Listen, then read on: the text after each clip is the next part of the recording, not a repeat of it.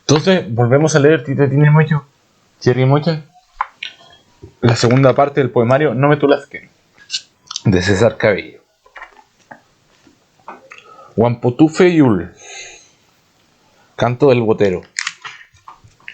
Huampotufe. He vivido entre las moscas frente a un viejo surtidor de agua que expulsa sangre, y como un escualo hostigado por pescadores, he debido refugiarme en la eternidad. Condenado estoy a la barca de los muertos, solo la sombra del Pacífico permanece en su lugar. Huenteao sabe que los lafkenches piden abundancia, yo solo quiero un cuerpo que llegue intacto a la otra orilla. Oh muerte, secreto capitán, ¿por qué me has abandonado? Es tiempo que le demos anclas y que tu voz se escuche en una sola lengua definitiva. Cartografía de la muerte. ¿Quién recurre al sol para inundar las urnas, derribar las puertas de las casas de los muertos, desplegar una tortura infame contra aquellos que no pueden defenderse? ¿No te basta con exponer las sombras de tu invención a la crítica del arte? Llenar de andamios y escaleras que conducen a ningún lugar este frío depósito de huesos que es tu embarcación. Galerías sofocadas, patrones de luz que aprendes a reconocer cuando en el exterior cambian las estaciones. Lo que sucede en esta barca es tu condena, Huampotufe. No estás hecho para las grandes hazañas del mar. Eres solo una pira funeraria que se hunde lentamente en las cenizas. La travesía de ser el Huampotufe. Marco las consecuencias de mis actos en la piel, las cuerdas de un arpón alrededor de un puño, afrenta y muerte de mi propia existencia. No llevo símbolos religiosos, a excepción de la santa calavera, que va desde el cuello a la parte inferior de la columna, rozando mis genitales. Soy la página, el prontuario, ajeno borrador de sombras para el artista que dibuja en mí sus advertencias, y a cambio recibe el puñal dorado, un pedazo de carne al que inflige dolor con los dedos untados en sadismo. No es necesaria la luz sobre la epidermis, ni el discurso de las bellas artes de los campos de Macul, porque la oscuridad es el lenguaje de los que pueden ver una lágrima por cada muerto que cargo, fantasmas entintados que son mis miedos. Mi cuerpo es un mensaje de auxilio y es también una trampa en la que está escrita la verdadera peligrosa humanidad de la bestia que soy. Yamecán de la mujer del botero. Cuando la barca te abandone, ruega para que el número de jueces que te condenan no aumente. Utiliza a tu favor la máscara anónima de los muertos y el silencio que hay detrás del áspero zarpazo de la tumba. Tus manos viajan envueltas en pañuelos blancos. Todavía hay alguien que tira de ellas en la tierra. Puedo ver el hilo con el que las ancianas urden habladurías acerca de los difuntos y al búho negro del alba devorar crudos a sus polluelos. Cuando la barca te abandone, ruega para que la muerte te encuentre y así mi voz descanse en la tuya en una sola lengua definitiva. Canto de Sarpe. Bendice al astro que guía los vientos de mi nave, llénala de ojos para que no olvide a la ballena blanca. Sobre este lomo de madera irá tu nombre. Quitaré las amarras hasta que la luna sangre o el pez rojo anuncie aguas más hondas. Bendice el oleaje y a los pájaros de embarcación, al árabe que escrutó por primera vez el cielo en busca de mis manos, o al cangrejo que sueña con su llamarada tenaz. Bendice mis arenas, las aguas que se abren y señalan el puerto de mis antepasados. El hormiguero dulce donde comen los infantes y su descendencia, para que mi patria vuelva por los canales del Pacífico y ocupe su lugar. Bendice nuestras velas y la lumbre de mi nave. Llénala de ojos para que no olvide a la ballena blanca. Sobre este lomo de madera irá tu nombre. Obra y muerte. Desatar tus naves es disputarle sus dominios a la muerte. Cuando el botero ha terminado su faena, ésta se ofrece para lavar su cara, sus brazos, su robusto cuello y sacarlo en andas como un amortajado. Pero él no se fía de los límites que sus manos alcanzan y se pregunta por la forma en que avanzamos en la huida, dejando atrás nuestros escombros. Sabe que al finalizar solo le ha ganado unos metros a la muerte. No se fía porque también el perro fiel es apartado de una patada de la fila que marcha detrás del cortejo fúnebre. Artes probatorias. 1. Sobre una cocinería humeante en medio del Pacífico, sobre una gran pira funeraria capitaneada por un loco, nos despedimos de nuestras identidades. Nos peleamos por saber quién divisará primero tierra firme. Ese idiota y los remos es solo un perro ensartado en un arpón que nos sirve de carnada para probarles a los otros nuestra existencia. 2. ¿Has oído acerca de la ballena blanca? ¿La has visto trazar tu nombre con el ala izquierda cortante en la oscuridad de las aguas? ¿La has descubierto tragándose a sus polluelos como bolos de cenizas o letras muertas? Quienes la han contemplado son regresados a los muelles de la infancia, donde escogieron un saco de conejos por sobre el conjuro elaborado de los más ancianos de la tribu. La ballena blanca los ha suplantado, mientras ellos repasan su vida en el anonimato, comen de noche las muertes que no escriben y cojean como un perro entre los viejos pasadizos que descubren en las sombras. Es entonces cuando el botero les grita sus verdaderos nombres a la cara para que recuerden hacia dónde viajan y no salten del navío. Pero ellos preguntan si hay también un aviso de correos que anuncie la llegada de otro animal indiscutido o quizás aún más nuevo. Justicia terrestre. Nos persiguen. Lentamente las águilas acuden al llamado del juez como custodias del único hombre verdadero. Difícil es traspasar aquel muro de alas y de grandes depredadores para un mortal que, ataviado con piedras y cadenas, habita en la orfandad. Sin actos de heroísmo ni falsas promesas, cada niño al nacer recibe un pichón de águila del que cuidará hasta su etapa adulta. Pero no todos tuvimos la obligación del pájaro. A algunos de nosotros nos fue dado un cerdo, la balanza inclinada hacia un solo lado de la justicia. El miedo, eso que las águilas advierten y que las reúne fuera de nuestro alcance en las alturas. El botero, el sin cuerpo. Mujer, esconde la barca, las pertenencias de los muertos. Diles al calco y al lonco que no me has visto. Cuéntales que soy como esos pájaros que espantan a otros y ocupan a la fuerza sus nidos. Diles que solo oíste un ruido de huesos que se rompen como castañas secas, que ya no me recuerdas y que las piedras de la infancia fueron devueltas al lecho de río del que las saqué.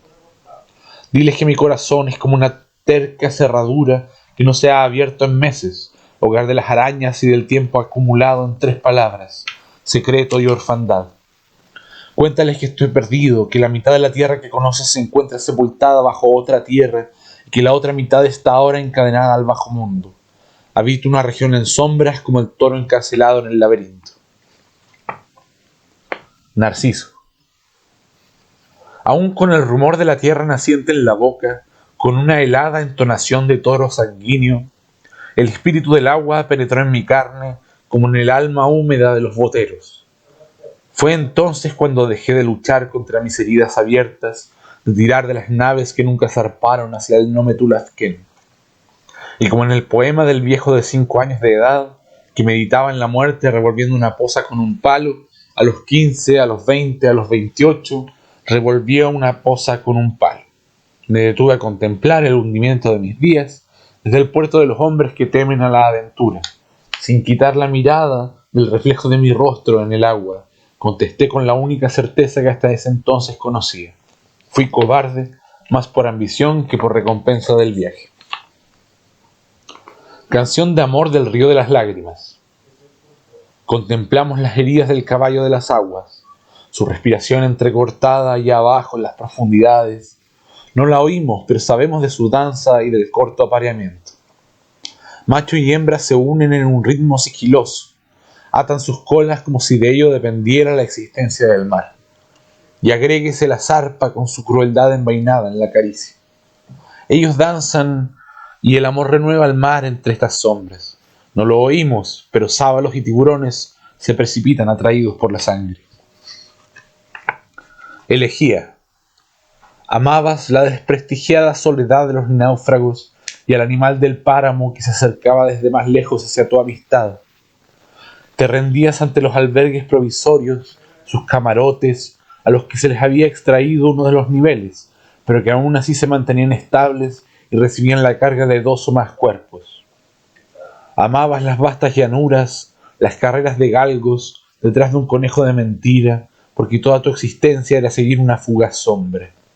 Buscabas en la infancia del tiempo la eternidad, pero en el bajo círculo de lo que hoy llamas tu embarcación, encontraste también tu tumba y el vacío que te recuerda el útero de tu madre después del parto. Ñaquín. Voy a ti enceguecida, dolorosa como después del parto, loba vieja que amamanta a un trozo de piel sin voz. En mis entrañas conservo la tibieza de tus brotes húmedos, canto de niño y fauces, deseo de madre hambrienta. La tierra se sacudió de ti, pero dejó tu llanto de sanguínea música para los necios. ¿A quién llamas? ¿Quiénes son tus padres? Te pregunto, confiada en que no tratarás de herirme. Pero en el lugar vacío de mi corazón descubro la barca encallada de los muertos. Un combate consigo mismo el botero. Si una crisálida irrumpiera en medio de esta página y de ella escapara la ceniza que gobierna tu reino de sombras, ¿podrías encastrar al insecto que consigue sus formas en la luz? ¿Trazar el mapa de su navegación sin que roce tu vasta oscuridad de sonámbulo? Piensa un momento en la caverna y en un dios que accede a liberarte. Tú estás hecho de la materia de sus sueños, pero eres un injerto de las profanaciones y de la noche. Por eso temes despertar y aceptas la vigilia del hombre entregado a las tinieblas. Estás cómodo y la luz apenas inunda lo que hay dentro de tus ojos, pequeño animal del relámpago. Aún así sigues tu camino, las caídas se suceden con cada rama, poste o imperio que se yergue sobre el mundo. Entonces vuelves a ocultarte en la misma caverna y finges tu muerte como si nunca hubieras nacido. Las cosas que rodean tu cuerpo te reconocen, pero la fantasía de ser una de ellas te ciega para siempre. Tormentos. ¿Quiénes son esos que me condenaron, pusieron cadenas en mis pies y en mi garganta, propiciaron mi odio contra la humanidad? Fui azotado, obligado a cultivar un oscuro vergel de árboles caídos y frutos malolientes como los testículos de un cerdo. Transformado en un símbolo apátrida, mis pesados huesos debían levantarse como dos ruedas oxidadas que tiran el carro de la servidumbre. Fui una voz sin cuerpo, un ente diezmado con castigos específicos. 100 golpes de látigo contra la espalda de los adúlteros, 7 anillos de fuego en manos de los mentirosos. Fui arrojado al foso de la conciencia como un enano gordo y albino en brazos de una madre vieja y desdentada. Puse mi enorme culo en las rodillas del huecufe, a su diestra goberné la culpa y supervisé las obras de los señores de la muerte. Carceleros. Cuelgan de sus cinturas un manojo de llaves como si la libertad fuera un asunto serio. Les dan importancia a los cerrojos y a las jaulas, al pichón que nace y nunca abandona el nido. Se conforman con solo mirar por las rendijas, unir un pie a una cabeza que pasa y saluda sin levantar el rostro. Están del lado de los cerdos y de los capataces, de los dictadores y de los árbitros de fútbol. Nunca opinan, pero de noche, antes de dormir, repasan sus castigos sobre un potro de tortura. Sus esposas viejas esperan que les pongan una mano encima, como por la tarde hicieron con los condenados de la barca de los muertos. Pero al igual que buitres de pesadas alas, los carceleros no conocen la carne fresca. Están del lado de los cerdos y de los capataces, de los dictadores y de los árbitros del fútbol. También de todos nosotros cuando ensayamos esta idea de reclusión. Wenumapu. Mis ojos se acostumbran a los juegos de la noche, al viajero del brazo amputado cuya camisa cae desde el hombro como una bandera inútil. En mis manos cargo una paloma que no ha nacido. Ataco ante el más leve movimiento de aguas o de palabras dulces, porque el horror aquí es imperativo para la supervivencia. Existencia absurda, pero generosa en símbolos que se despliegan sobre estas páginas, sin más sentido que el de encontrar un rostro que, al igual que tú, naufraga todos los días apoyado en el mástil de los soñadores. De la palabra cofradía he hecho intemperie y de esta barca un espacio en blanco. Como aquel navegante que interpela su martirio, con los ojos vueltos hacia el mar desierto, mi alma se acostumbra a una Babel sin respuesta. Oración por Tirúa. Creíamos en tu poder, nosotros que no conocíamos la arquitectura del arca. En tus tierras los muertos, aún encadenados a los mástiles, respiraban de un sol en cenizas. Eras el límite en el mapa de sangre que los Nampurcafe dibujaron con sus propias vidas. El botero, el sin cuerpo, la piedra Mankian, estrella protectora de los hombres que hacen del océano su aventura. La seguridad del Wampo, que no cabe entre las olas y por eso se mantiene aferrado a tus orillas como un convaleciente. Creíamos en tu poder y en la salvación de tus puertos sin regreso. Nosotros que no conocíamos la arquitectura del arca, suplicábamos para que no nos abandonaras.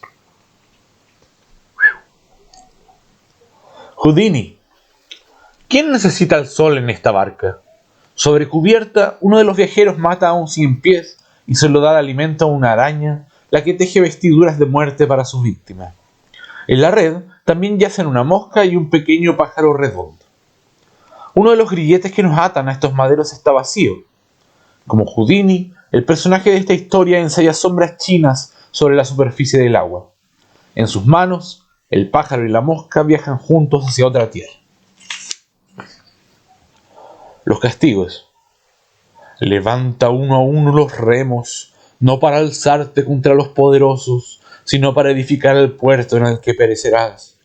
Deja la violencia a aquellos que te arrastran hacia los límites de la embarcación, a los que infligen vejaciones, pero se dejan maltratar por el cerdo que maneja el timón de mando. El botero descifró tu mente, escogiéndote entre los más culposos y los recién fallecidos. Abandonaste los candados, las tiranías, el brazo imperial que moldea tu rostro desde las sombras para que el espectáculo de la justicia funcione. Pero no todo es tan lejano como Glicero en cenizas. Los castigos completan ritos familiares, bocas que se aman sobre sexos dormidos, mientras marinos de guardia recorren la ciudad. Levanta uno a uno los remos, no para alzarte contra los poderosos, porque la violencia no está en las reiteraciones, sino en aquello que no vulneras y aceptas como solución a tu castigo. El otro Wampo Tufe. Algo castiga mi silencio como un mástil que no me deja naufragar. Una vida en tierra, un pincel que arrastra sombras, el diámetro de esta embarcación. Algo me mantiene entre los vivos, el llamado de las almas para que despierte, los rezos de un condenado más débil que yo.